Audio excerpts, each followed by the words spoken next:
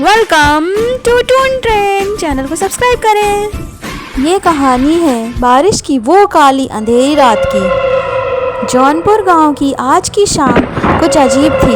आसमान में बादल घुमड़ रहे थे।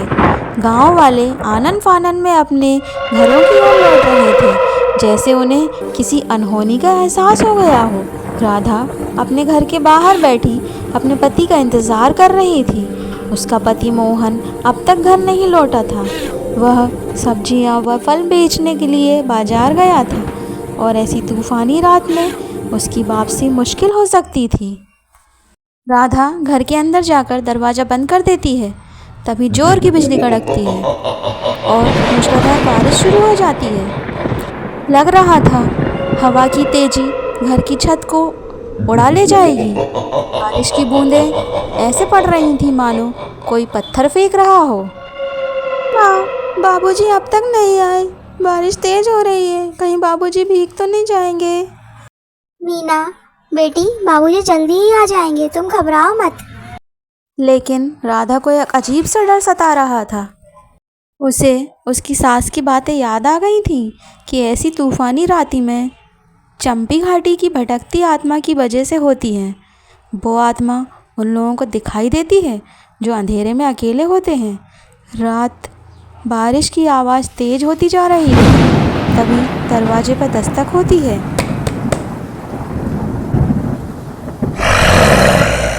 कौन कौन है?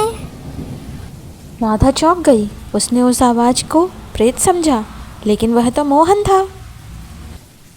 मैं अभी दरवाजा खोलती हूँ।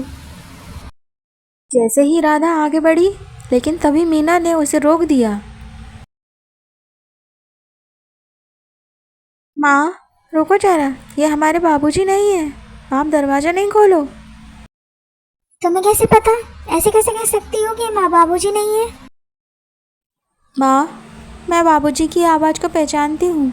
जब वह बोल रहे था तब कुछ अजीब सी आवाज़ गूंज रही थी, जैसे किसी अंधेरे कुएं से आ रही हो। राधा ने मीना की बातों पर गौर किया। कुछ देर रुक गई। तभी उसे सास की बातें याद आ गईं, जो कहती थी उस भटकती आत्मा की आवाज़ में एक अजीब सी गूंज होती है।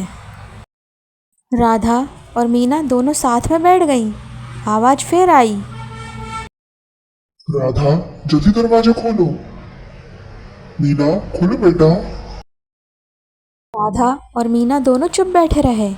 उन्हें पता था कि अगर उन्होंने दरवाज़ा खोला तो वे दोनों कभी जीवित नहीं बच पाएंगी। बाहर से बार बार आवाज़ें आती रहीं, परंतु राधा चुप रही। कुछ देर बाद बाहर से कोई आवाज़ नहीं आ रही थी। चारों ओर बारिश की आवाज़ के अलावा सिर्फ सन्नाटा पसरा था। राधा समझ गई, अब वह आत्मा चली गई है। राधा ने मीना को देखा, वह सो चुकी थी। राधा भी भगवान का धन्यवाद करती हुई सो जाती है। जब राधा सुबह उठी तब तक बारिश रुक चुकी थी। राधा ने गांव वालों को आपस में बातें करते देखा। राधा का पति मोहन भी वहीं खड़ा था, बातें कर रहा था। उसके कपड़े भीगे, चेहरे पर डर का भाव था। उसने राधा को देखा और उसकी तरफ भागा। कल आप कहाँ रह गए थे? मैं घबरा गई थी। राधा, जब मैं शहर से लौट रहा था तब मैं चंपी घाटी में फंस गया था। अंधेरा होने के कारण मुझे रास्ता समझ नहीं आया और मैं रास्ता भटक गया। तभी मुझे दूर से किसी की आवाज़ सुनाई दी जो मुझे बुला रही थी। वह तुम्हारी आवाज़ की ही तरह थी। वह मुझे घाटी के अंदर बुला रही थी। मुझे लगा तुम किसी मुसीबत में हो। मैं उस रास्ते चल पड़ा। तभी मुझे माँ की बातें याद आ गईं कि ऐसी आवाज़ों के पीछे कभी नहीं जाना चाहिए। मैंने बहुत साहस से उस आवाज़ को नकारा और जैसे तैसे आग जलाकर वहीं पेड़ के नीचे रात गुजारी। जब सुबह बारिश रुकी तो मैं गांव आ सका। पसंद आया तो लाइक करिएगा, चैनल पर नया तो सब्सक्राइब करिएगा। मिलते हैं ऐसी अच्छी कहानी के लिए टून ट्रेन पर। सब्सक्राइब करें मेरे चैनल को।